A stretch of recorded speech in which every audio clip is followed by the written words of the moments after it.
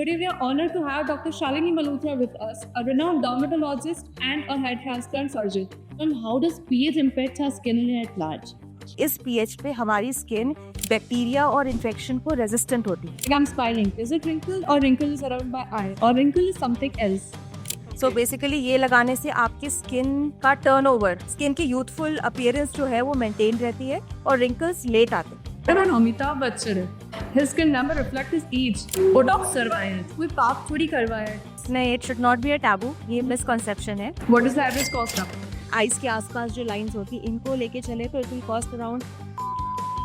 आजकल हर कोई गोरा होना चाहता है. बच्चों से लेके बड़ों तक they just want to be fair. हमारी जो इंडियन स्किन टाइप है वो थोड़ी डार्किश पे आती है, तो आई थिंक वो बहुत ब्यूटीफुल लगती है. What about celebrities like Kajol and Shilpa Shetty?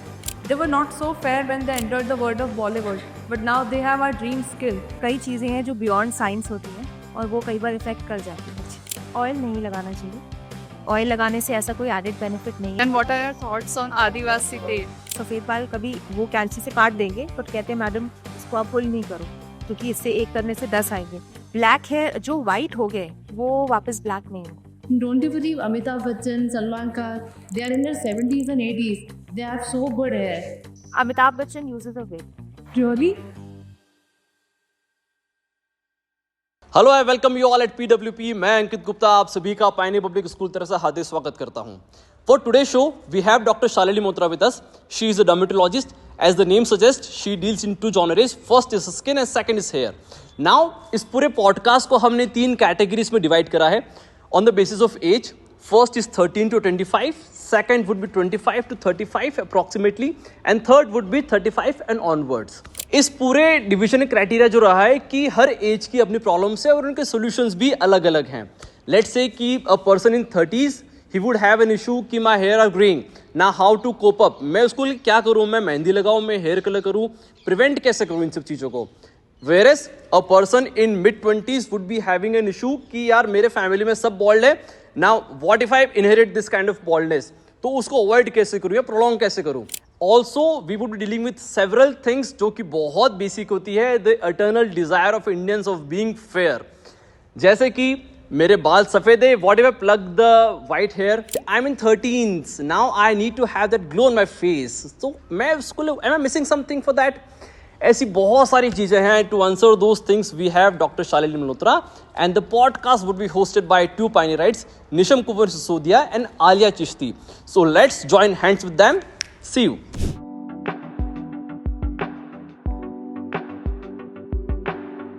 Hello, ma'am. Today we are honored to have Dr. Shalini Malhotra with us, a renowned dermatologist and a head transplant surgeon. So welcome to PWP, ma'am. Thank you. I am honoured to be here. So well, swearing, yeah.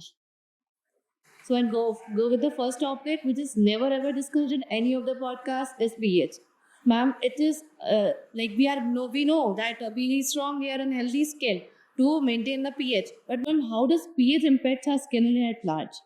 सो हमारी जो skin होती है you know the pH range is from 0 to 14. Okay, 17 is the neutral pH. हमारी जो skin normally होती है उसका pH slightly acidic होता है, something between 5 and 6 or 4.5 to 5.5, which gives us a good glow, which provides a protective barrier. मतलब इस pH पे हमारी स्किन बैक्टीरिया और इन्फेक्शन को रेजिस्टेंट होती है. तो ये pH मेंटेन करना बहुत जरूरी. सो जनरली व्हाट हैपन्स कि हमारा pH किसी भी हमारे स्किन का pH अगर किसी भी रीजन से कम हो जाए या ज्यादा हो जाए तो it can lead to acne, it can lead to dryness of skin, it can lead to eczema. Skin पे ग्लो नहीं रहेगा और जो और कंडीशन स्किन की होती है जिसमें जो हमारी प्रॉब्लम्स होती है स्किन की वो pH डिस्ट्रप्शन की वजह से हो सकती है. That means pH is so crucial for our skin care. pH is very crucial. But how can I maintain it? Because it is not generally mentioned on each and every product. Yes, so it's very important to use pH tested products. pH tested products में आपको ये करना है कि आप जब भी कोई प्रोडक्ट खरीद रहे हैं आपको सबसे पहले ये देखना चाहिए कि उस प्रोडक्ट के पीछे उसका pH लिखा हुआ है कि नहीं. जो अच्छी कंपनी के प्रोडक्ट्स होते हैं जो कि रिसर्च लैबोरेटरीज से उन्हें मैन्युफैक्चर किया जा रहा है तो उसमें pH लिखा जाता है. लेकिन कई बार ये होता है कि pH या most of the products in the market as you rightly said they do not have pH mentioned at the back of the packing. तो ऐसे केस में आप अगर वो प्रोडक्ट यूज कर रहे हैं, उसके बाद आप फील करते हैं कि आपकी स्किन ड्राई हो रही है या खिंच रही है या आपके स्किन पे रिएक्शन या एक्ने हो रहे हैं, तो मतलब वो आपके स्किन के पीएच को सूट नहीं करते। तो जनरली वो प्रोडक्ट्स यूज करने चाहिए जो फ्रेग्रेंस फ्री हो, जिसमें ज्यादा खुशबू ना हो, कोई स्मेल ना हो, या वो प्रोडक्ट्स यूज करने चाहिए जो माइल्ड हो, लाइक लोशंस, है ना। आपको सोप अवॉइड करना चाहिए स्किन पे। सोप आपके पीएच को अल्कलाइन कर देता है, अल्कलाइन करेगा तो ड्राइनेस ज्यादा होगी। स्क्रब्स जो होते हैं, जैसे आप फेस का स्क्रब करते हो, वो आपको वंस अ वीक करना चाहिए, बहुत फ्रिक्वेंटली नहीं करना चाहिए। फेस जब हम वॉश करते हैं, वो एक बार आपको मॉर्निंग में और एक बार रात को वॉश करना चाहिए। बट ऐसा नहीं कि आप फेस वॉश नहीं करें, because before you go to sleep you must wash your face, क्योंकि दिन भर की जो डर्ट होती है वो रात भर आपके स्किन पे फिर उनको बहुत मजा आता है, जो बैक्टीरिया होते हैं, बिकॉज उसमें डर्ट है, वो देन दे फ्लरिश, फिर आपको एक्ने हो सकते हैं। तो सोने के पहले स्किन वॉश करना है और सुबह उठने के बाद एक बार स्किन जरूर एक माइल्ड टेस्टेड अच्छी कंपनी के क्लींजर से वॉश करना चाहिए। Ma'am, is pH associated with wrinkles? Yes definitely, अगर आपकी स्किन का पीएच बहुत अल्कलाइन रहेगा तो रिंकल्स जल्दी आएंगे, स्किन ड्राई होगी। So you must understand, moisturising से आपका पीएच, आपके जो रिंकल्स हैं वो काफी हद तक कम दिखते हैं और एज के साथ वो लेट आते हैं। तो स्किन को मॉइस्चराइज रखना चाहिए। Wrinkles are inevitable. People want to avoid it. Yet, people in their 40s are so concerned about it. Like, but before that, it's actually important to know what are wrinkles. Like, I'm smiling. Is it wrinkle or wrinkle is around my eye? Or wrinkle is something else? Wrinkles आपके ageing के साथ कुछ lines होती हैं जो आपके face पे आ जाती हैं, जैसे कि हमारे क्रोज फीट होते हैं। हम जैसे स्माइल करते हैं तो हमारी बनी लाइंस होती है यहाँ पे, जब हम छोटे होते हैं, जैसे आपकी एज पे, तो वो लाइंस बहुत फाइन और बहुत अच्छी लगती है। लेकिन जैसे जैसे एज होती है वो लाइंस डीप हो जाती हैं, ठीक है, फोरहेड पे लाइंस हो जाती है। जो एक्टर्स होते हैं वो बहुत ज्यादा जब एक्टिंग करते हैं, एक्सप्रेशंस देते हैं, तो उनकी लाइंस काफी प्रोमिनेंट हो जाती है। So this happens with aging, so these are wrinkles. Okay, and when you have your natural lines, like your smile lines and all, they are not wrinkles, they are natural contour of the face. So, ma'am, are anti-aging creams effective? Yes, definitely. So anti-aging creams which have retinol. Okay, retinol is an anti-aging medicine. So basically ये लगाने से आपकी skin का turnover, मतलब skin की youthful appearance जो है वो maintain रहती है और wrinkles late आते हैं। Plus you should use sunscreen. आप कंपेयर करेंगे किसी को जो सनस्क्रीन जिसने कभी नहीं लगाई और किसी और इंसान से जो रेगुलरली सनस्क्रीन लगा रहा है, you will see at least a difference of 5 to 10 years in their aging gradient. इतना इफेक्टिव होता है sunscreen. Coming back to wrinkles, now one who has wrinkles, let's say in 40s. So the only way to cure, I have some procedures such as Botox. What is Botox? So Botox is basically botulinum toxin. ये एक Clostridium करके bacteria होता है, उसका एक toxin होता है जो कि बहुत ही माइल्ड फॉर्म में यूज किया जाता है आपके मसल्स को रिलैक्स करने के लिए। सो ये लाइंस क्यों आती है, आपकी मसल्स जो है वो स्टेट ऑफ कॉन्ट्रैक्शन में जाती है, जिसकी वजह से ये लाइंस आती हैं। तो वो आपकी मसल को रिलैक्स कर देते हैं, रिलैक्स करता है, तो वो लाइंस आपकी 5 to 6 months के लिए नहीं आती, but you have to again give Botox के injections to consistently have the result. So film actors होते हैं और आजकल जो कॉमन जनता है, What about Amitabh Bachchan? His skin never reflect his age. तो देखिए आप अमिताभ बच्चन से अगर रूबरू मिलेंगे तो उनके स्किन पे एजिंग डेफिनेटली है। See you can stop ageing, ageing तो होगी, लेकिन आप एज ग्रेसफुली करें, इसके लिए आपको अच्छे प्रोडक्ट्स यूज करने चाहिए। And going for procedures like Botox and fillers, ये भी अच्छा एक स्टेप हो सकता है अगर आप एक सर्टिफाइड ट्रेन डर्मेटोलॉजिस्ट से कराएं। But people do not prefer Botox. There can be 3 reasons. One, it is expensive. The second, it is not common. And the third, people consider it as a tip. First, we'll go to first one. Is it expensive? Yes, it is expensive. What is the average cost of? So generally अगर आप एक line करा रहे हैं, okay, उसमें आप 4 units डाल रहे हैं, per unit is something in the range of 350 to 400 units. तो अगर आप एक लाइन कर रहे हैं तो आप उसको 400 into 4 कर लीजिए, तो वो आपकी 1600 की एक लाइन हुई। How many Botox will be required for my whole face? Whole face नहीं, अब जैसे आपके फेस को हम अपर या लोअर में करें, अगर हम अपर फोरहेड और आपके ये आईज के आसपास जो लाइंस होती है इनको लेके चले तो it will cost around 14 to 15,000 में, और वो आपको हर 6 months में कराना है। So expensive or common I can't afford.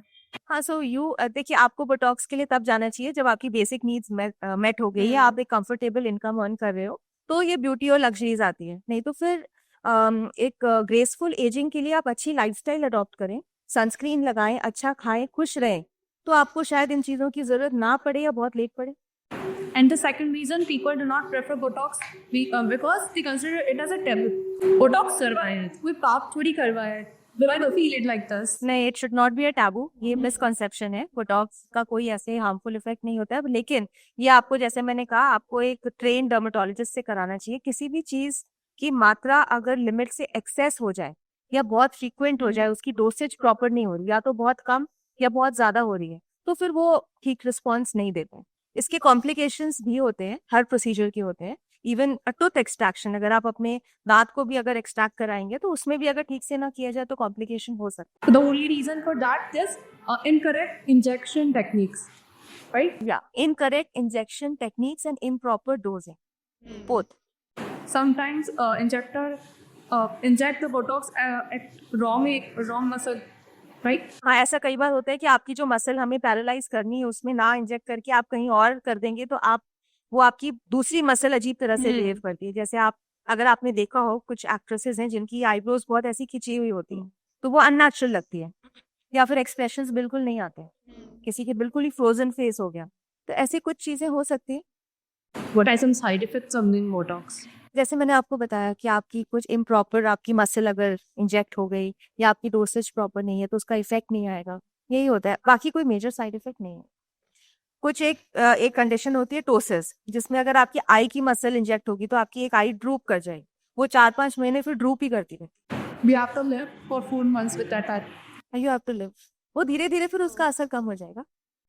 Okay, there's one more thing which reshapes our face is puffiness. Like we have seen in many senior citizens, they have puffiness around their cheeks, above their eyes. What can be the possible reasons for that? Puffiness एक ageing का normal part है। जैसे जैसे as होता है तो थोड़ी eyes के आसपास पफिनेस आती है। फेस का जो शेप है वो भी एज के साथ चेंज होता है, क्योंकि हमारे फेस, जब हम यंग होते हैं, हमारा फैट जो है वो ऐसे खिंचा हुआ रहता है, कोलेजन बहुत अच्छा रहता है। लेकिन जैसे जैसे एजिंग होती है, फैट अलग कंपार्टमेंट्स में शिफ्ट होता है, कोलेजन भी कम होता है। फिर वहां पे अगर आप मोटे हैं, आप में फैट ज्यादा है, तो वो फैट डिपॉजिट हो जाता है, जिसकी वजह से around the eyes you can have puffiness. अगर आपकी स्लीप प्रॉपर नहीं है तो आपको पफिनेस हो सकती है, थायराइड डिसऑर्डर्स में हो सकती है, हाइपोथायराइडिज्म में, एंड अगर आप एक्सेसिव अल्कोहल इंटेक करें तो भी आइज के आसपास पफिनेस हो सकती है। Correct me if I'm wrong, but one key contributor is also the lymphatic system.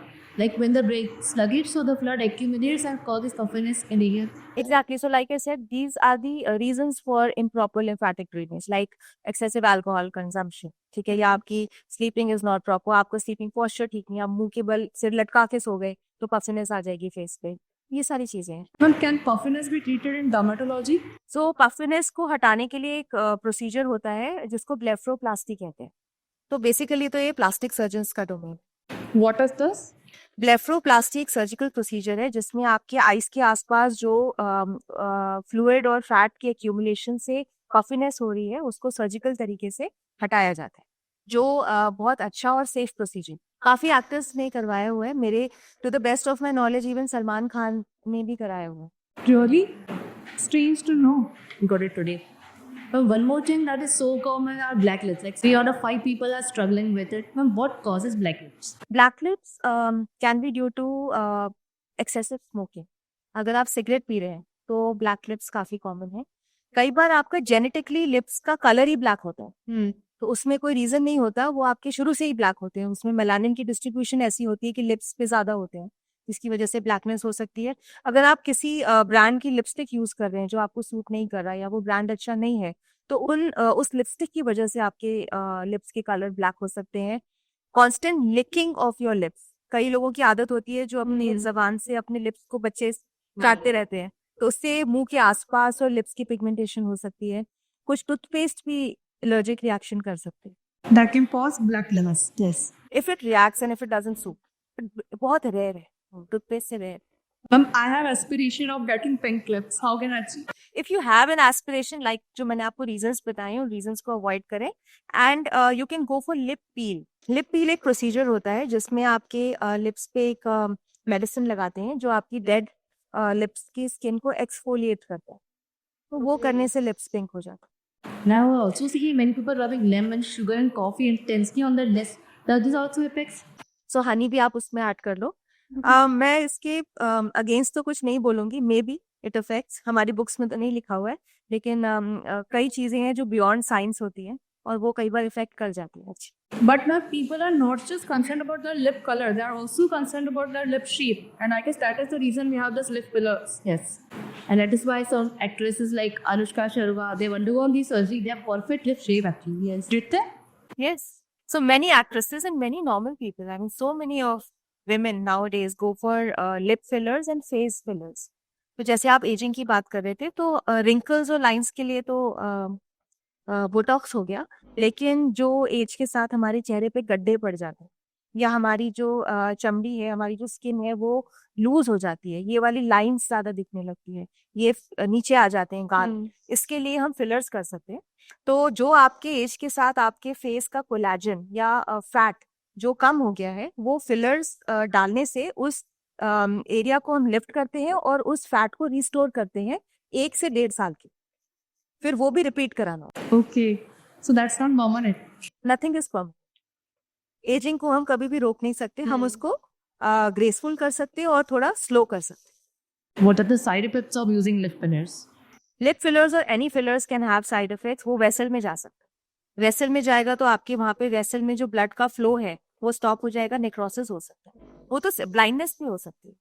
Blindness by lip fillers. Yes, not by lip fillers, by going for maybe ये जो आपके गड्ढे हो जाते हैं आंख के आसपास, उसमें आपके अगर वेसल में चला जाए तो आपको ब्लाइंडनेस हो सकती है. लिप फिलर्स में लिप के वेसल में चला जाए तो एक आपकी स्किन पूरा डेड हो सकता है, एक एरिया जो वो वेसल सप्लाई कर. तो fillers and Botox both should be done by a trained dermatologist, not by anybody. That is an artwork. It's an artwork, it's a scientific work. Ma'am, can I get lip shape according to me or it's just random? Like, will I get choice that you can have this, this, and this, or it's just random? So lip का जो shape है with fillers वो आपके Dzire के हिसाब से किया जा सकता है. कई लोग चाहते हैं बहुत मोटे मोटे लिप्स, उनको ज्यादा इंजेक्ट करते हैं. कई सिर्फ एक टचअप चाहते हैं तो उनको बहुत कम लगा के कर सकते हैं. सो बेसिकली इसका प्रिंसिपल ये होना चाहिए, कम में ही अच्छा इफेक्ट मिला जाए. कभी भी ये चीजें बहुत ज्यादा नहीं करानी चाहिए और बहुत ज्यादा मात्रा में नहीं करानी चाहिए. What is the average cost of this lip fillers? So 1 ml of filler वो आपको 30 से 35 हजार का कॉस्ट करे, और लोग अपने चेहरे पे 2-2, 3-3 ml लगाते हैं, फिर आपको वो हर 1 से 1.5 साल में रिपीट कराते हैं. So how we are required? वो तो डिपेंड करेगा आपकी क्या एज है, आपकी स्किन और आपके स्टेज पे हो. Now coming to something very common in teenagers is acne. So acne के बहुत कॉजेज होते हैं कि आपके जो ग्लैंड्स होते हैं वो ब्लॉक हो जाते हैं कई बार, जिसकी वजह से वहाँ पे ब्लैक हेड्स व्हाइट हेड्स हो जाते हैं, जिसकी वजह से उसमें एक्ने हो सकता है. एक बैक्टीरिया होता है प्रोपाइनोबैक्टीरियम एक्ने, उसकी वजह से ये एक्ने ज्यादा होते हैं. तो अगर डर्ट है या आप कोई भी ऐसे प्रोडक्ट्स यूज कर रहे हैं जिससे आपका पीएच डिस्टर्ब हो रहा है तो एक्ने हो सकते हैं. Teenage acne could be hormonal. So everybody doesn't have teenage acne. वो कुछ लोग इसमें जीन्स भी होते हैं. इसमें कई बार एक्ने का प्री डिस्पोजिशन जेनेटिक भी हो सकता है. कई बार आपकी स्किन कितनी ऑयली है, कई बार आप क्या डाइट खा रहे हैं, हॉर्मोन्स, कईयों में हार्मोन, जब आप प्यूबर्टी में जाते हैं तो आपका वो हार्मोनल जो बैलेंस है वो ज्यादा बिगड़ जाए और एक्ने करने वाले हार्मोन अगर ज्यादा हो जाए तो आपको एक्ने का आउटब्रेक हो सकता है. Ma'am, do we have any permanent solution of acne? Because we are seeing जैसे कि लोग dermatologist prescribe cream ले रहे हैं, जब तक वो ले रहे हैं they are fine, but the moment they stop using it, they are full with acne. No so जो आपका एक्ने का कॉज है उसको हटाना बहुत जरूरी है. अगर एक्ने के कॉज को सही तरीके से डायग्नोज कर लिया गया है और उसका ट्रीटमेंट बिल्कुल सही तरीके से दिया जाए तो आप परमानेंटली एक्ने से आप छुटकारा पा सकते हैं. And does it resolve on its own after puberty? Yes, I had acne in my teenage from class 6th till class 12th. I had acne everywhere and I never took any medicines. थोड़ा बहुत कभी घर पे लगा लिया नींबू वींबू, बस वही. But as soon as I entered the first year of my college, acne just vanished. So we don't need to take it serious. You need to take seriously, so you have to consult your doctor. अगर ये normal एक pathology मतलब normal as के साथ हो रहे हैं और नॉर्मल हार्मोनल चेंजेस प्यूबर्टी के ऑनसेट पे हो रहे हैं तो अपने आप सबसाइड हो जाएंगे, यू नो. बट अगर कोई पैथोलॉजी है, कोई उसका रीजन है जो कि ट्रीटमेंट मांगता है तो फिर उसे ट्रीट करना पड़ेगा. Does acne in people are same? Yes, they are the same. Pimple is a layman's word. Acne is a scientific, acne एक डॉक्टर बोलेगा और आप पिंपल बोलेगा. हाँ, that's the only difference. Yes. Moving further, आज पर हर कोई गोरा होना चाहता है, बच्चों से लेके बड़ों तक. They just want be fair. By the way, I personally believe that being fair is not something which uplifts in the society, but it is a matter of concern and I guess we should address it. अब सी मैं तो इस चीज के बिल्कुल against हूँ. मैं तभी फाउंडेशन भी बहुत ही कम लगाती हूँ. कभी कुछ अपने स्किन टोन को यूनिफॉर्म करना हो तो, जैसे आप दीपिका पादुकोण को देखो, काजोल को देखो, तो They have dark skin tone. They have dark skin and they look so beautiful. हमारी जो इंडियन स्किन टाइप है वो थोड़ी डार्किश पे आती है, तो आई थिंक वो बहुत ब्यूटीफुल लगती है. और हमारे जैसे मैं अगर फॉरेन कंट्रीज में ट्रैवल करती हूँ तो मेरे स्किन के कॉम्प्लेक्शन को देख के मुझे बहुत कॉम्प्लीमेंट्स मिलते हैं जो मुझे इंडिया में नहीं मिलते. दे फाइंड इट, वो इस कॉम्प्लेक्शन को बहुत ब्यूटीफुल समझते हैं. लेकिन हम इंडियंस, हमारा आप कह लो ब्रिटिशर्स के टाइम से ही हमारी सेल्फ एस्टीम इतनी लो कर दी गई है कि हमें फेयर होना है, हमें फॉरेनर्स की तरह होना है. लेकिन क्यों हमारे We wanted to be like us. Yes. And अगर आप जितना ट्रैवल करोगे आप देखोगे बाहर के लोग आपके कॉम्प्लेक्शन को एडमायर करते हैं. दे गो फॉर टैनिंग. वो बीचेस पे लेट जाते हैं घंटों घंटों, और उनको वो जो टोन आता है वो ब्राउन, वो दे फ्लॉन्ट इट. वो पार्टीज में जाते हैं तो वो अपना बैक और फेस फ्लॉन्ट करते हैं. Now, I know, but want to know it from you. क्या मैं क्रीम लगाने से बुरी हो सकती? आपका जो नॉर्मल स्किन टोन है वो कभी भी उससे ज्यादा नहीं होगा. आप नॉर्मल स्किन टोन को मेंटेन कर सकते हैं. अगर आप कुछ क्रीम लगा के कुछ टेम्पररी टाइम के लिए गोरे हो भी गए तो आप वापस अपने नॉर्मल टोन पे आ जाएंगे जब आप वो क्रीम लगाना बंद करेंगे. और किसी भी क्रीम को एक समय से ज्यादा लगाना आपको साइड इफेक्ट्स की तरफ पुश करता है. But what about celebrities like Kajol and Shilpa Shetty? They were not so fair when they entered the world of Bollywood, but now they have our dream skill. Like, did they undergo any surgery? So I think आप उस profession में हो तो आपका एक ही काम है सुंदर दिखना. तो अगर आप 24 आवर्स किसी चीज के पीछे लग जाएंगे तो वो चीज बेटर हो जाएगी. जैसे उनका जो कॉम्प्लेक्शन और वो है वो यूनिटोन है और मे बी स्लाइटली बेटर है, प्रोबेबली क्योंकि वो सनस्क्रीन यूज करते हैं. ग्लूटाथायोन की ड्रिप्स होती हैं, टैबलेट्स होती हैं which are basically antioxidants. Antioxidant से आपका जो स्किन टोन है वो ग्लो करेगा और थोड़ा सा बेटर भी हो सकता है. जैसे मैंने कहा आपके नॉर्मल स्किन टोन की तरफ आपको लेके जाए. हमारा जो नॉर्मल, जैसे हम नॉर्मल अपने दिनचर्या में अगर हम सनस्क्रीन नहीं लगा रहे तो हम नॉर्मल शेड से भी डार्क हो जाते हैं. जैसे आपकी जो आर्म्स है, कवर्ड एरिया है, या आपकी लेग्स हैं, वो हमेशा ज्यादा फेयर होते हैं, लेकिन फेस और नेक डार्क होता है. तो वो अगर आप अपना ध्यान रखेंगे तो आप अपनी लेग्स की शेड तक पहुंच जाएंगे. बट अगर आप चाहते हैं कि बिल्कुल ही आप फॉरनर की तरह आप बिल्कुल ही फेयर हो जाएं किसी भी एक्ट्रेस की तरह, तो वैसा नहीं हो. It's not possible. Ma'am, what are some common surgeries for getting fair complexion? There are no surgeries for getting fair complexion. Like I said, there are glutathione drips, Okay. which will make your tone uniform, and it is an antioxidant therapy. Like these surgeries, will it also affect the offsprings? Not at all. But ma'am, as you mentioned that there is no surgery for getting a fair complexion, what about Michael Jackson? Michael Jackson, मुझे तो लगता है मुझे नहीं पता उसने क्या कराया था, वो तो बिल्कुल ही फेयर हो. मुझे नहीं, आई थिंक उसने प्लास्टिक सर्जरीज कराई थी बहुत सारी, और उसने कुछ इंजेक्शंस लिए थे हमारे स्किन के मेलानिन कॉन्सेंट्रेशन को कम करने के लिए. He had lot of health issues towards the end of his life. उसको बहुत सारे, उसका हर ऑर्गन ही अफेक्ट हो गया. ठीक है, तो वो इंजेक्शंस जो भी उसने लिए वो नहीं लेने चाहिए. एंड एग्जैक्टली अगर आप मुझे पूछे तो I don't know what he got. So this is what we have discussed about skin tone and how to get there. But talking about the divine character Lord Krishna, he had dark skin tone, a typical Indian skin tone. But yet there was something which was a charm to his skin. Okay, keeping a divinity aside, being a human, what is that X factor which can add charm to my skin? I think being happy. If you're happy, your skin glows from within. If you take good sleep, your skin glows. Dark circles बहुत कम रहते हैं. अगर आप खूब सारा पानी पिए, अपने आप को हाइड्रेटेड रखें, तो भी आपकी स्किन का टेक्सचर अच्छा लगता है. आपका जो खान पान है वो बहुत हेल्दी होना चाहिए.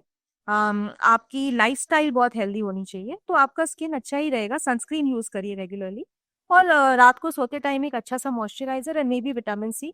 एज ज्यादा है तो retinol. That's it. And can we add ghee to our skincare? You can add hyaluronic acid. So basically hyaluronic acid से आपकी स्किन थोड़ी सपल रहती है, थोड़ी वो अच्छी हाइड्रेटेड रहती है. Hyaluronic acid is again to keep your skin, it's a medicine, kind of a medicine. वो आपकी स्किन के जो भी मॉइस्चर है उसको रिटेन करता है और स्किन को ग्लो देता है. How does sun exposure affect our skin?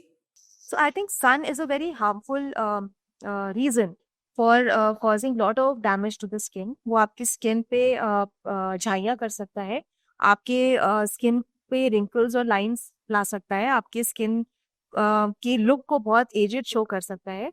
और 80 से 90% जो skin की problems होती हैं, अगर आप मुझसे पूछें, तो वो sun exposure की वजह से होती है. Really? तो आपको sunscreen, मैं हमेशा इस चीज़ पे emphasize करती हूँ, sunscreen जरूर लगाएं. But it is a common belief that people do not use sunscreen and to their foot. But let's say they're going to coastal region of Goa, they carry 2 to 3 sunscreens with them. So ma'am, does application of sunscreen also differ from region to region? So because of जो लोगों की mentality होती है वो ये होती है कि चलो हम बीच पे गए तो सनस्क्रीन लगा लिया. ऐसा नहीं होना चाहिए. सनस्क्रीन रोज यूज करना है. सनस्क्रीन यूज करने के कुछ पैरामीटर्स होते हैं, जैसे कि रोज तो लगाना ही है, हर 3 से 4 घंटे में रीअप्लाई करना है. ठीक है. सनस्क्रीन की जो मात्रा है वो 2 फिंगर टिप यूनिट कहते हैं, मतलब एक आपकी हथेली में इतना जो है ये आपको इतना लगाना है एक बार में. सुबह 9 बजे से शाम को दोपहर को 2 से 3 बजे तक हर 3 से 4 घंटे में इसको रीअप्लाई करेंगे. और आप घर पे भी हो अगर, और आपकी स्किन पे अगर पिगमेंटेशन या कोई इशू है, तो आप घर पे भी सनस्क्रीन लगाएं. Have I heard people saying that they went more dark by using the sunscreen? Not at all. ऐसा बिल्कुल नहीं होता है. अगर आप सनस्क्रीन ठीक से लगाएंगे, जैसे मैंने बोला, करेक्ट मात्रा में लगाएंगे, करेक्ट ड्यूरेशन पे, इंटरवल पे लगाएंगे, तो आप डार्क हो ही नहीं सकते. वो आपकी स्किन को बचाएगा ही बचाएगा. Ma'am, I read it somewhere that sunscreen can even lead you to be a cancer patient. देखिए, सनस्क्रीन के कुछ ऐसे कंपोनेंट्स पाए गए थे जिनकी वजह से कैंसर होने की संभावना, ऐसे कुछ रिपोर्ट्स आए थे. लेकिन वो अब सारे, मेरे ख्याल से आजकल जो अच्छी कंपनीज की सनस्क्रीन आती है उसमें वो सारे कंपोनेंट्स हटा दिए गए. Well, I love to watch cricket and I've seen a lot of cricketers, they have this visible white creams on their face. Ma'am, are these sunscreens? Yes. So basically zinc या titanium करके कुछ components होते हैं sunscreen में, जो आपकी skin को एक मोटी सी लेयर बनाकर, क्योंकि वो बहुत देर तक बहुत तेज सनलाइट में खेलते हैं. हमारी जो नॉर्मल, जो मैं आपको 2 फिंगर टिप यूनिट्स बता रही थी, इतनी सनस्क्रीन, और वो नहीं उतना काम करेगी. तो वो बार बार गेंद छोड़ के लगा भी नहीं सकते कि हर 3 घंटे में जाके सनस्क्रीन लगा रहे हैं. तो वो एक ऐसी सनस्क्रीन लगाते हैं जो कि स्किन पे नजर आती है और एक मोटी सी लेयर बना देती है. They must be expensive. Not really, not that expensive. इतना ज्यादा भी नहीं होता है. एक पर्टिकुलर सनस्क्रीन आपकी देखिए 300 से लेकर 3000 4000 तक आ जाना चाहिए. Coming to swimmers, ma'am, they rely most of their time on water. So they have this done in dark skin. So do we have any solution for that? So like I said, आपको एक water proof sunscreen use करनी चाहिए. Water proof मतलब ऐसी sunscreen जो पानी लगने से आपके ना बहे. दूसरा, सनस्क्रीन स्प्रे यूज कर, क्योंकि अगर आप एक ट्यूब यूज कर रहे हैं और आप स्विम कर रहे हैं, आपकी लेग्स और आपके जो बाहें हैं और जो आपके टांगे हैं वो एक्सपोज हो रही हैं सन को, आप एक बारी में एक ट्यूब खत्म कर दें. तो स्प्रे आता है जो कि आप स्प्रे करने से कम मात्रा में ज्यादा सरफेस एरिया कवर करेगा. तो स्प्रे यूज करिए, रिपीटेड एप्लीकेशन करनी चाहिए और वाटर प्रूफ होना चाहिए. बस यही 3 important. There's a famous saying by Osho that a boy without beard is just like a girl with beard. Ma'am, what are some causes of facial hair growth, especially in girls? Okay. So facial hair एक normal आपके growth के साथ जो puberty का onset होता है, like 13 14 15 years में, ये फेशियल हेयर का ग्रोथ थोड़ा होना ये नॉर्मल है. बट अगर बहुत ज़्यादा हो जाए और या आप उससे परेशान हो रहे हैं, तो ऑफ कोर्स आप उसका लेज़र हेयर रिमूवल करा सकते हैं. कॉजेज़ की अगर हम बात करें, कोई भी शरीर में ऐसा कारण हो जिसकी वजह से टेस्टोस्टेरोन की मात्रा बढ़ जाए, कुछ ट्यूमर्स होते हैं, या पीसीओडी नामक एक कंडीशन होती है जो आजकल लड़कियों में बहुत ज्यादा देखा जा रहा है. आई थिंक हर 5वां या 6ठा पेशेंट मेरा female patient is suffering with PCOD. तो इसमें भी हेयर ग्रोथ ज्यादा हो सकता है. कुछ मेडिसिन होती हैं जैसे मिनॉक्सिडिल हो गई, या कुछ और मेडिसिन होती हैं जिनका साइड इफेक्ट्स होती है कि फेस के हेयर ज्यादा हो गए. तो यही कुछ रीजन हो सकते हैं. Okay, are homeopathies useful to remove facial hair growth? No, not really. It's only temporary. But we have seen people use the Cicat, Bigart, and this stuff. तो वो टेम्पररी हटा सकता है, बट ऐसे परमानेंट तरीके से नहीं हटाएगा. वो हमेशा वापस आ जाएंगे क्योंकि आपके रूट्स तो अंदर ही है हेयर फॉलिकल्स के. वो तो मक्खी के आटे से नहीं हटे. Then what would you prefer? Applying Uptep versus shaving versus laser surgery? laser hair removal anytime, and I think girls in their young age should go for laser hair removal, because laser hair removal का एक limitation होता है कि जैसे आपके hair अगर white हो गए तो लेजर उस पे काम नहीं करता। ओके, एंड आजकल देखा जाता है कि लोगों के बाल काफी जल्दी वाइट हो रहे हैं, तो अगर बॉडी का कोई भी एरिया उसमें आपके बाल अगर वाइट होने शुरू हो गए तो वो लेजर से जाएंगे। देन तो आपको I think you should go for laser hair removal, start early, like I think after 11th-12th you should get it done मेरे हिसाब से। एंड वो परमानेंट और सेफ तरीका है। ऐसा नहीं है कि वो आपको बार बार कराना पड़ेगा। वो आप अगर 9 से 12 सिटिंग्स ले लेंगे तो वो आपको परमानेंटली वो बाल बहुत ही सॉफ्ट और बहुत ही कम हो जाएंगे, और आपको जिंदगी भर इसकी फिर टेंशन नहीं लेगी। Is it painful? तो कुछ ऐसे लेजर्स हैं जो बिल्कुल ही पेनलेस होते हैं। कुछ एक लेजर्स थोड़े बहुत पेन कर सकता है, लेकिन वो नंबिंग क्रीम लगाने से फील नहीं होता। Okay, now comes a very vast topic, hair. Just a moment before we were removing hair and now we'll be restoring hair. So firstly, you will go with hair care, and that also comes with hair wash. Now, what should be the ideal frequency of doing hair wash? Hair wash रोज करना चाहिए। हाँ, मैं हमेशा For females also? हाँ, अगर manage कर सकते हैं, नहीं तो अगर बहुत लंबे बाल हैं, डिफिकल्ट है, तो ऑल्टरनेट डे तो जरूर करना चाहिए। जैसे हमारी बॉडी है, हमारी बॉडी में अगर आप रोज नहीं नहा रहे, जैसे कई लोग होते हैं जो नहीं नहाते रोज, तो आपकी बॉडी पे डर्ट जमा हो, ठीक है, तो आप उस डर्ट को हटाने के लिए रोज नहाते हो। तो आपका जो सिर है, जो आपकी बॉडी का एक पार्ट है, उसमें तो ऊपर बाल भी है, उसमें जो डर्ट जमा होगी वो तो फंसी रहती है। तो उस डर्ट को हटाने के लिए आपको रोज वॉश करना चाहिए। लड़कों को तो रोज ही करना चाहिए, लड़कियों को at least alternate. Ma'am, should conditioning be done? Yes, conditioning should be. And how to manage hair after wash? Because how to get it dry? That's so difficult. With ease. You should let it dry naturally. अगर ठंड ज्यादा है तो आप पंखे के नीचे करिए, या फिर ड्रायर में सेमी हीट मोड में करिए। बहुत ज्यादा गर्म ड्रायर नहीं यूज करना। Then comes oiling, the favorite part of Indians. When oil should be applied, before hair wash or after hair wash? Oil नहीं लगाना चाहिए। ऑयल लगाने से ऐसा कोई एडेड बेनिफिट नहीं है। ये यू आर राइट, ये इंडियंस में ज्यादा एक कॉन्सेप्ट है। अगर आप बाहर जाएं तो लोग ऑयल लगाते ही नहीं है, सबके अच्छे बाल ही होते हैं। अगर आपको ऑयल लगाने के, देखिए मेरे हिसाब से 2-3 फायदे ये हैं कि एक तो आप जब मसाज कर रहे हैं रिलैक्स हो गए, थोड़ा आपके बालों को मॉइस्चर मिल गई, तो आपने ऑयलिंग करके फिर शैम्पू कर लिया तो बाल उतने ड्राई नहीं होंगे। मेरे हिसाब से इसके अलावा और कोई इसका फायदा है नहीं। नुकसान ये करेगा कि वो डैंड्रफ ज्यादा। अगर आपका स्कैल्प ऑयली है, ऊपर से आपने और ऑयल लगा लिया, तो जो डैंड्रफ करने वाला जो कीटाणु है, मोस्टली फंगस होता है वो तो उसमें बहुत अच्छा ग्रो करेगा। तो और ऑयल में डर्ट भी चिपक जाती है ना। तो ऑयल मेरे हिसाब से मैं ना लगाए, या बहुत कम लगाए, या शैम्पू करने की Then what are your thoughts on Adivasi Tail? बिल्कुल बेकार। मेरे ख्याल से उन्होंने बहुत अच्छी मार्केटिंग की थी, काफी बूम पे था, बट अब उसकी सेल काफी कम हो गई है, क्योंकि उससे कुछ ऐसा फायदा देखा नहीं। Ma'am, oiling should be done when one is suffering from dandruff. No, oiling as a rule. But Indians believe that dandruff और ये oil लगाए। हाँ, तो हमारे कंट्री में तो सती प्रथा भी थी। ऐसे तो बहुत सारे मिसकॉन्सेप्शन है, ये कर लो वो कर लो, बट ऐसे नहीं होता। क्योंकि क्या होता है, अगर आपकी सिर में डैंड्रफ है, उस पे आपने ऑयल लगा लिया, तो वो डैंड्रफ उस टाइम के लिए छुप जाएगा। तो आपको लगता है कि ऑयलिंग से वो डैंड्रफ खत्म हो गया, लेकिन क्योंकि वो ग्रीजी है तो वो डैंड्रफ की फ्लेक्स इतनी नजर नहीं आती। लेकिन जैसा मैंने कहा, जो फंगस है जो डैंड्रफ कर रहा है, वो और फ्लरिश करेगा। तो जब भी आप ऑयलिंग करके हेड वॉश करोगे, तो आप जब बाल ड्राई होंगे तो आपको लगेगा कि डैंड्रफ ज्यादा हो गया। तो that's because oiling increases dandruff. One should massage or it should be done gentle. Your wish. I mean that's, अगर आपके बालों, मैं तो खैर इसको बोल रही नहीं करिए, बट अगर आपको करना है रिलैक्सेशन के लिए तो मसाज करवा लीजिए। Now comes early graying of hair. It's so common in males and females. We have 2 cases. First case we have, I've seen a lot of my classmates, they are at the age of 15 and they have early graying of hair. Isn't it, talk about what? It's a condition where I think anybody would worry a lot. So graying early होना आजकल बहुत commonly देखा जा रहा है। तो 15 साल, 16 साल, 17, 18 साल में भी ग्रेइंग हो रही है। What are the reasons for that? मुझे लगता है एक तो ना जेनेटिक है। कई बार अगर आपके पेरेंट्स की जल्दी शुरू हो गई है, तो बच्चों के बिना किसी रीजन के, बिकॉज ऑफ द जीन जो आप कैरी कर रहे हो, आपकी ग्रेइंग जल्दी शुरू हो सकती। दूसरा स्ट्रेस, एग्जाम का बहुत ही ज्यादा स्ट्रेस ले लिया आपने, या रिलेशनशिप्स का स्ट्रेस ले लिया, तो आपके ग्रेइंग जल्दी हो सकती है। या फिर अगर आपने अपने बालों पे बहुत ज्यादा ट्रीटमेंट करा लिया, या मेरे हिसाब से ये कुछ रीजंस है जिसकी वजह से ग्रेइंग जल्दी शुरू। So can kids use this hair color or नहीं remedy? to conceal those whiter? Yes, अगर आपको बहुत बॉदर कर रहा है तो आप यूज कर सकते हैं। मेहंदी इज प्रेफरेबल क्योंकि वो कम साइड इफेक्ट्स के साथ होती है। जो हेयर डाइज होते हैं उनमें साइड इफेक्ट्स थोड़े से, मतलब वो बालों की ड्राइंग और ब्रिटल करना ये ज्यादा करेगा, लेकिन मेहंदी इतना नहीं करेगा।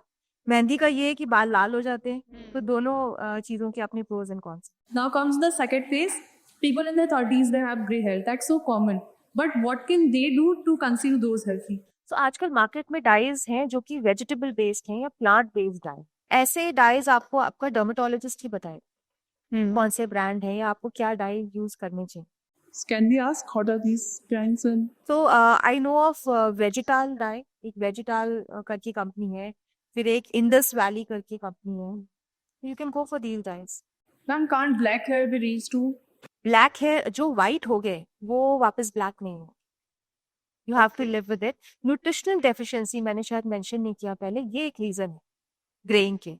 तो अगर आपकी डाइट में विटामिन जैसे आंवला हो या विटामिन सी हो या आयरन अच्छा हो, तो इन सब चीजों से भी ग्रेइंग डिले हो सकती है। कैल्शियम, बायोटिन, इतने सारे अच्छी, अगर आप न्यूट्रिशियस डाइट खाएंगे तो भी आपकी ग्रेइंग कंट्रोल में आ जाए। Like everything comes to diet. Diet is important. Like I said, what you eat, what you breathe, where you stay, I think it affects everything. And there's a saying that when you wash your hair again and again, it leads to gray hair. No, it's wrong. It doesn't happen like that at all. Washing again and again can lead to drying of hair, पूरे dry हो सकते हैं, लेकिन graying नहीं होगी कभी।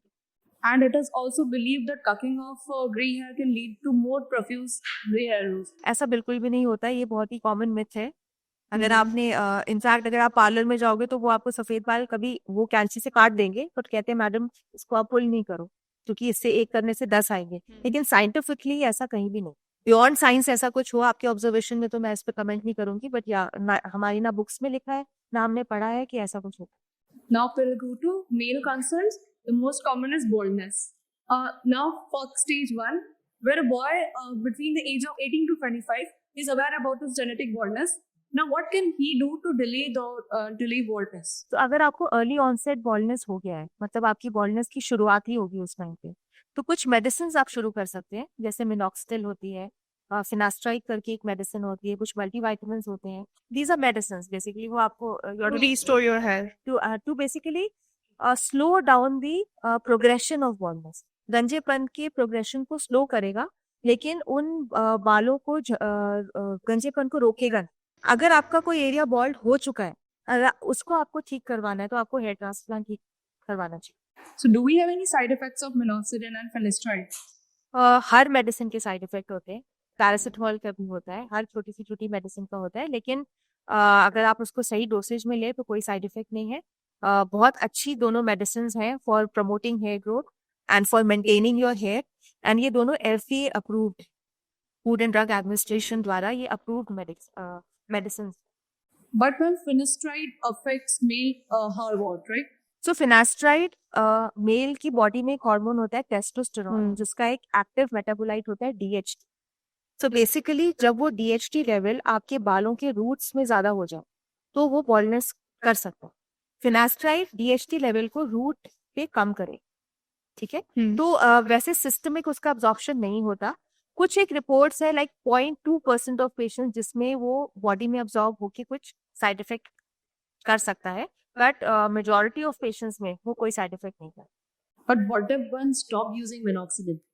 तो जो भी बेनिफिट हुआ it goes back to zero. ये कोई परमानेंट क्योर नहीं, जब तक आप ये मेडिसिन यूज करते रहेंगे तब तक आपको इसका फायदा रहेगा, लेकिन जब आप ये मेडिसिन यूज करना छोड़ेंगे it will again go back to from where you started. So the permanent solution is hair transplantation. The permanent solution is only and only hair transplant, and it's a beautiful solution, safe solution. Can you define the process of hair transplantation briefly? So here transplant बहुत ही simple एक surgery होती है जो local anaesthesia में की जाती है। आपको बेहोश नहीं किया जाता है, कुछ एक इंजेक्शंस दिए जाते हैं बहुत ही फाइन, जिससे आपकी स्किन नम हो जाती है। उसके बाद आपके सिर के पीछे वाले घने हिस्से से एक एक बालों को कुछ निकाल कर जो आपका बॉल्ड एरिया है उसमें इम्प्लांट किया जाता है। आजकल के प्रोसीजर में एक बाल निकालते हैं, एक बाल डालते हैं, उसको FUE प्रोसीजर कहते हैं। I've seen some of the hair transplant and they have this needles and they do it with it. Isn't it painful? No it's painless because उसमें आपके पूरे उसको नम कर दिया जाता है. अगर आप उसको लोकल एनेस्थीसिया नहीं लेंगे तो वो पेनफुल होता है of course, but We make it painless. by giving anesthesia and later on by giving some painkiller tablets, you sail through the recovery period also. बहुत easy हो जाता है recovery. आजकल टेक्निक्स बहुत रिफाइंड हो गई हैं. जो टेक्निक हम करते हैं वो लेटेस्ट है वर्ल्ड ओवर. उसमें कोई ऐसे हम नीडल कुछ ऐसे यूज नहीं करते. सिंपली निकाला और एक पेन टाइप डिवाइस है, उसमें डाल के टक टक टक टक भी इम्प्लांट, तो ज्यादा ब्लीड भी नहीं करता और रिकवरी भी बहुत अच्छी होती है. Again, what is the price of it? Hair transplant का प्राइस बहुत वेरी करता है. ये मार्केट बहुत ही अनरेगुलेटेड मार्केट है, तो ये तो 40-50 हजार से लेकर 5 से 6 लाख तक. And what is the difference between getting a hair transplant in Turkey, because it's the hub of hair transplant, versus in Delhi, versus in Udaipur? India is safer than Turkey. वहाँ पे बहुत ज्यादा हो रहा है. जहाँ पे क्वांटिटी ज्यादा होती है वहाँ कॉम्प्लिकेशंस भी ज्यादा होती है. Number 1. Delhi and Udaipur, I operate at both the places, so I would say it's the same. No risk. Okay, it's more like who's doing the ARDAS. So like who's doing. Ma'am, like, if we are happy with hair transplantation, does it do artistry?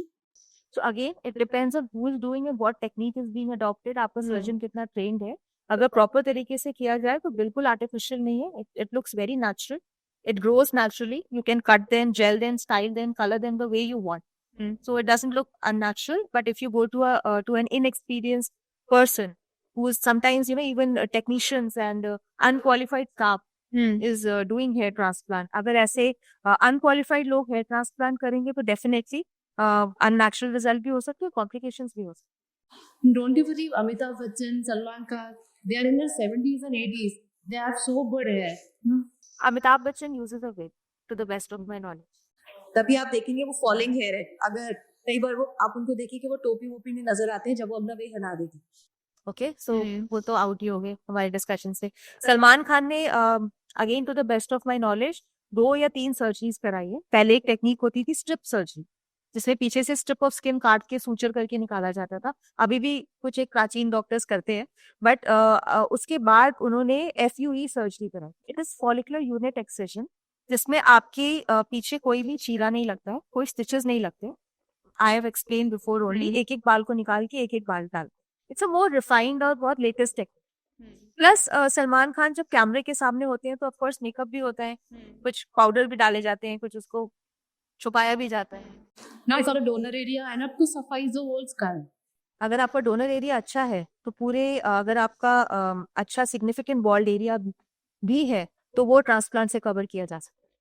Now come to female concerns. Females are more concerned about their hair, but they have a lot of issues like hair thinning, hair fall, split ends, and what not. So, ma'am, do we have any hair procedures to deal with these things? तो okay, hair fall की अगर हम बात करें तो causes in women can be multiple. Anaemia, hypothyroidism. हम जाके खूब बालों पे वो कराते हैं keratin and smoothening and hair treatments. ये बहुत फ्रीक्वेंटली कराया जा रहा है, तो आपके बाल ब्रिटल होके फॉल हो सकते हैं.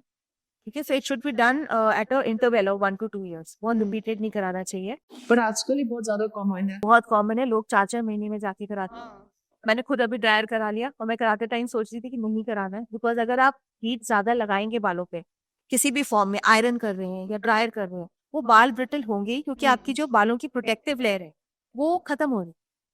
तो बालों को जितना कम छेड़ा जाए और जितना नेचुरल रखा जाए उतने ज्यादा चले. And I guess that is the reason for split ends. Yes, and your again it comes to nutrition. Nutrition ठीक नहीं ले रहे तो आपके बाल भी लश्रस नहीं रहेंगे. स्ट्रेस बहुत ले रहे हैं. Stress is a very very common reason for hair fall. It cannot be avoided. Stress has to be very. It can be managed. Avoid नहीं कर सकते. You have to manage stress. You know, play more sports. Do some activities which makes you happy. So you have to manage stress. तो उससे आपकी hair fall भी कम होगा. इसके अलावा और भी बहुत रीजन है हेयर फॉल के. Because I'm struggling with short end, and I think many of us are. So how to get long and lengthy hair? बालों की जो लेंथ होती है वो आपके जीन्स डिटरमिन करते हैं. My mother when she got married she had long hair, बिल्कुल पैरों तक, ना मुंडा जुड़ा था. तो मेरी दादी ने वो बाल देख के शायद मेरे मॉम एंड डैड की शादी करवाई थी. तो बाल अगर जेनेटिक ली आपके फैमिली में छोटे हैं, हो सकता है वो आपके भी छोटे हो. वो आपके एक लेंथ जो डिटरमिन्ड होती है उससे ज्यादा कभी बाल ग्रो नहीं करे। आप चाहे जिंदगी भर बाल ना कटवाएं, लेकिन अगर आपकी जीन्स के हिसाब से आपके बाल शोल्डर लेंथ तक ही ग्रो करना करेंगे तो उतना ही रहेंगे, उससे ज्यादा नहीं। So it's all it depends on the genes. And can trimming of hair can lead to a good hair quality? Because I've seen many boys they get hair shaved just in order to get good hair quality. हाँ, तो ऐसा लोगों को लगता है कि जब बाल झड़ रहे हैं या गंजापन हो रहा है कि हम बालों पे उस तरह चलवा लें तो वो बाल डबल ग्रो करेंगे, ऐसा नहीं होता। ये हो सकता है कि अगर आपके बालों के रूट्स वीक हैं और आपके लंबे लंबे बाल हैं, आप उसको कोम कर रहे हैं, तो वो वीक रूट्स कंघी में फंसेंगे आपके ब्रश में और जल्दी ब्रेक हो जाएंगे। तो आप बालों की लेंथ को छोटा इसलिए करिए जब तक रूट स्ट्रांग नहीं हो रहे, ताकि वो एंटेंगल ना हो और झड़े नहीं। But otherwise if you think that by shaving your hair you will have better growth, that is a myth. That is ऐसा नहीं होता। Now comes the nutrition part. What is the superfood for hair and skin? So green leafy vegetables, dry fruits, lots of fruits, lots of water for your skin. Okay, avoid sugar अगर आप कर सकते हैं। Okay, have natural sugars if you want to have, like fruits and all. Jaggery you can have, honey you can have. Vitamin rich food होती है, जैसे जिस खाने में विटामिन ई विटामिन ए ज्यादा हो, वो इन लीफी वेजिटेबल्स और इसमें काफी होता है। पर ऐसा भी लोगों को लगता है कि हम नॉनवेज ज्यादा खाएंगे तो ज्यादा प्रोटीन मिलता है। मुझे ऐसा नहीं लगता है। वेजिटेरियन डाइट अगर आप प्रॉपर्ली खाएं उसमें बहुत प्रोटीन होता है। प्रोटीन ऐसा माना जाता है कि जितना ज्यादा प्रोटीन होता है डाइट में उतना ज्यादा स्किन प्रॉब्लम्स हो रही है। Anything in excess is problematic in the body because it puts load on your kidney. Protein अगर आप बहुत ज्यादा लेंगे किसी भी फॉर्म में तो वो आपके बॉडी पे कहीं ना कहीं लोड तो करेगा। बैलेंस डाइट होनी चाहिए। And same goes with exercises. If you do more exercise, you get more prone to the hair and skin sunburns. Not at all. Exercise is very good for your skin, hair, everything. Exercise जरूर करनी चाहिए. It's a myth. Okay, let's move ahead. What's that habit which everyone has that spoils their skin? Not using sunscreen. Not washing, keeping your skin clean. Not, like I said, you should clean your face twice a day at least. Okay. Not using proper skin care. Using proper products, pH sensitive, pH tested products should be used. And what should be the ideal light care routine? So there's something known as CTM.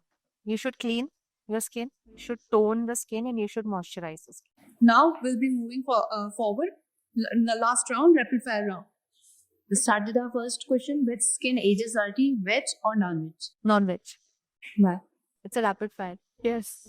But still we want to know. आप अपनी skin के glow के लिए if you are eating non veg, मुझे ऐसा लगता है that when a animal gets killed उसकी बॉडी में एक तो फियर होता है और उसकी बॉडी में कुछ ऐसे हार्मोन्स रिलीज होते हैं जो आपकी बॉडी में भी जाएंगे जब आप वो नॉनवेज खाएंगे। ठीक है। तो प्लस नॉनवेज ज्यादा खाने से आपके कोलेस्ट्रॉल पे भी इफेक्ट पड़ सकता है। तो मुझे लगता है कि नॉनवेज स्किन की एजिंग फास्ट करता है। जैसा अन्न वैसा मन। अन्न फ्रेश हो तो मन भी अच्छा रहता है और स्किन हेयर भी अच्छे रहते हैं। What is the ideal frequency of using face wash? Twice a day, once in morning, once at night. Does washing your face again rejuvenate your skin?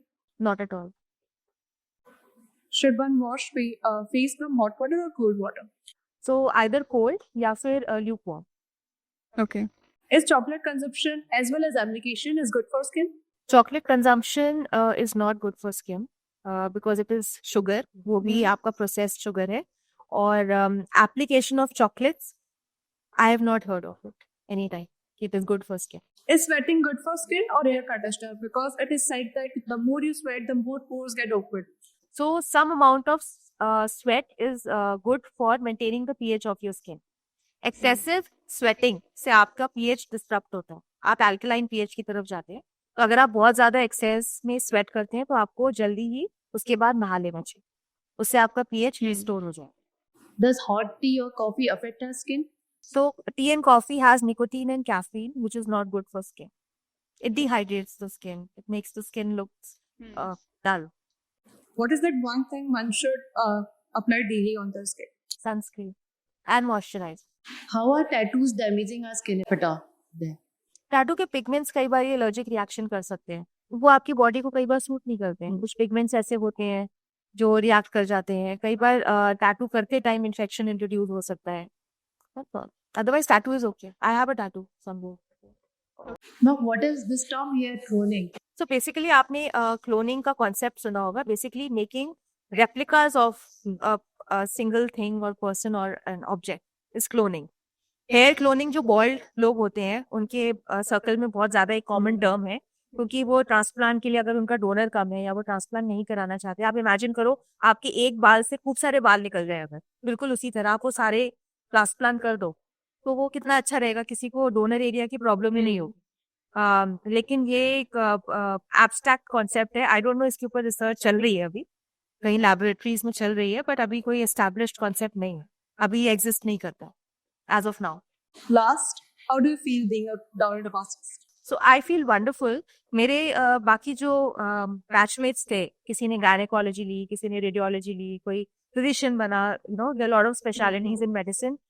कभी ना कभी उन्होंने रिग्रेट किया है कि यार कहाँ फंस गए, क्या स्ट्रीम है, बहुत ये है वो है। Being a dermatologist, I have not even for a single day, single hour, single minute I have regretted being in this field. I absolutely love this field, and then on top of it, I am very lucky, and I feel very happy that I am doing hair transplant because I love doing hair transplant. And कहते हैं ना, if you love your job, you don't have to work for a single day. तो आपको तो मैं यही suggestion देना चाहूंगी कि लाइफ में आप करियर का पाथ वो चूज करना जिससे आपको प्यार हो। वो चूज मत करना जो आपके पेरेंट्स के या आपके सोसाइटी के या जो आपका दिमाग कहे कि मुझे ये करना चाहिए। ये नहीं, जो आपका दिल कहे ना कि मुझे करना चाहिए, वो करिए। So it was a great experience with you. This was our podcast. Thank you so much. It was a pleasure. I had a great time. I loved coming to here, and I loved interacting with both of you. You both of you are wonderful. Thank you. Thank you so much, and thank you for having me here.